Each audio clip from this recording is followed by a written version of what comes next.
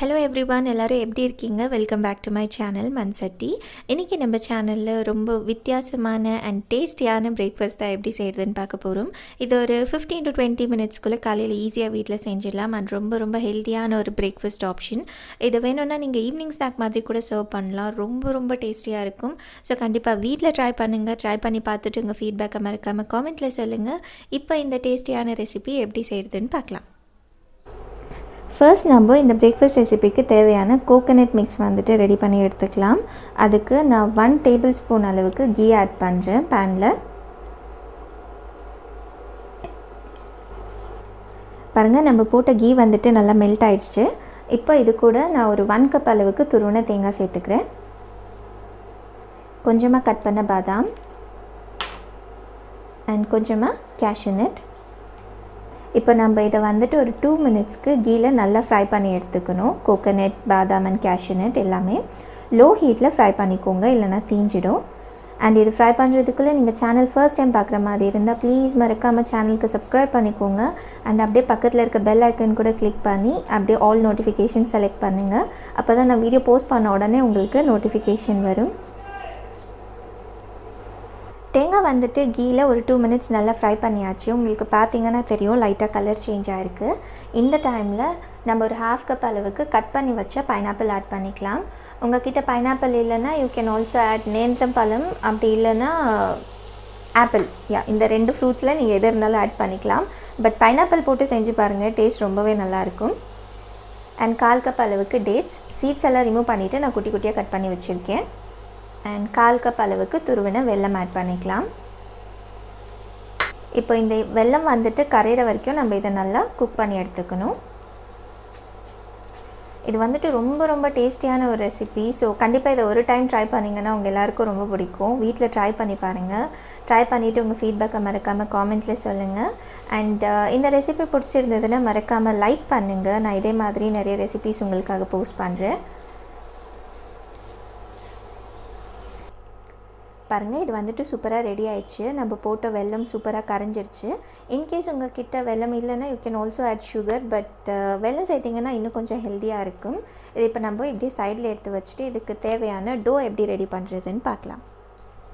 நான் இந்த to ready பண்ணுறதுக்காக ஆல்ரெடி ஒரு மிக்சிங் பவுல் வச்சுருக்கேன். அதில் ஒரு 1.5 கப் அளவுக்கு நம்ம அரிசி மாவு சேர்த்துக்கலாம். அது கூட பிஞ்ச் ஆஃப் சால்ட் அண்ட் ஒரு டீஸ்பூன் அளவுக்கு எள்ளு. இப்போ நம்ம இது எல்லாத்தையும் சேர்த்து ஒரு தடவை நல்லா மிக்ஸ் பண்ணி எடுத்துக்கலாம். இது வந்துட்டு அம்மாவோட ரெசிபி. யூஸ்வலாக அம்மா இந்த மாதிரி அரிசி மாவு, ஃப்ரூட்ஸ் ஏதாச்சும் இருந்தால் இதை தான் வீட்டில் செய்வாங்க.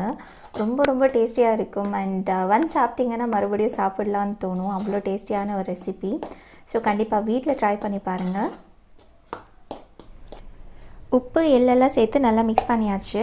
இப்போ இது கூட நம்ம ஒரு டேபிள் ஸ்பூன் அளவுக்கு கீ ஆட் பண்ணிக்கலாம். அப்போ தான் இந்த அரிசி மாவு வந்துட்டு சுடு தண்ணி போட்டு மிக்ஸ் பண்ணக்குள்ள நல்லா சாஃப்டாக வரும். அண்ட் இது கூடவே நல்லா கொதிக்க வச்ச தண்ணி நல்லா சூடாக இருக்கும் போதே இதில் சேர்த்துக்கோங்க.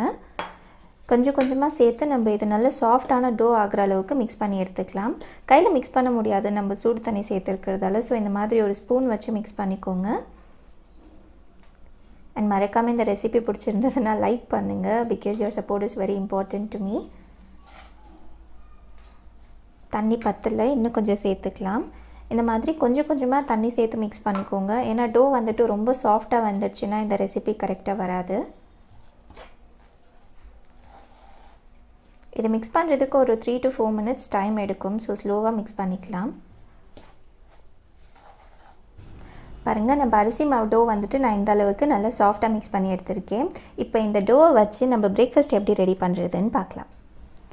இப்போது நம்ம ரெடி பண்ணி வச்சுருக்கேன் இந்த அரிசி மாவை வந்துட்டு ஒரு ஸ்மால் போர்ஷன் இவ்வளோ எடுத்துக்கலாம்.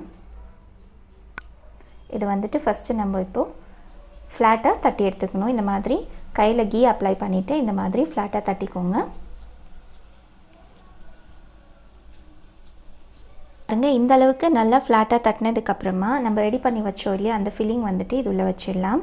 உங்களுக்கு எவ்வளோ ஃபில்லிங் தேவையோ நீங்கள் அவ்வளோ வச்சுக்கலாம். பாருங்கள், நான் 2 டீஸ்பூன் அளவுக்கு ஃபில்லிங் வச்சுருக்கேன். நம்ம ரெடி பண்ண கோகோனட் ஃபில்லிங். இப்போ இதை வந்துட்டு நம்ம இந்த மாதிரி பால் மாதிரி நம்ம ரெடி பண்ணி எடுத்துக்கலாம்.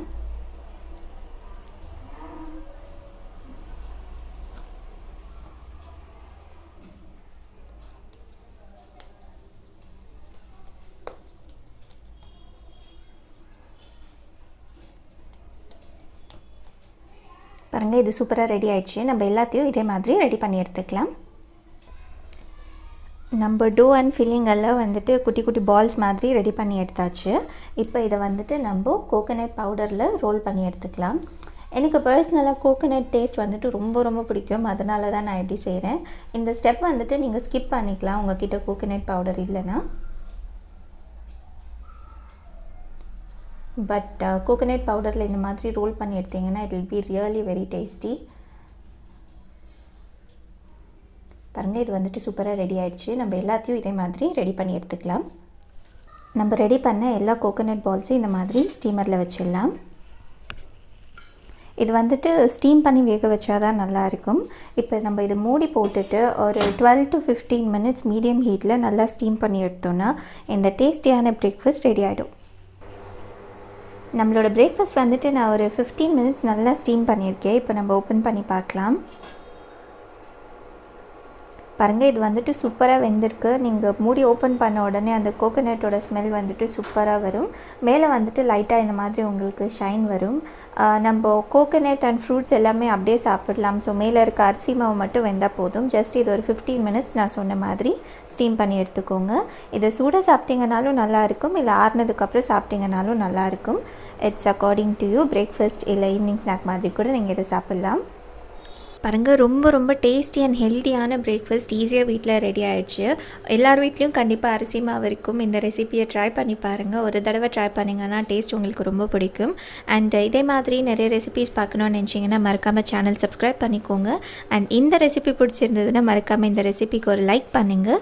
இதே மாதிரி வேறு ஒரு ஈஸியான ரெசிபியோடு பார்க்கலாம். Until then take care.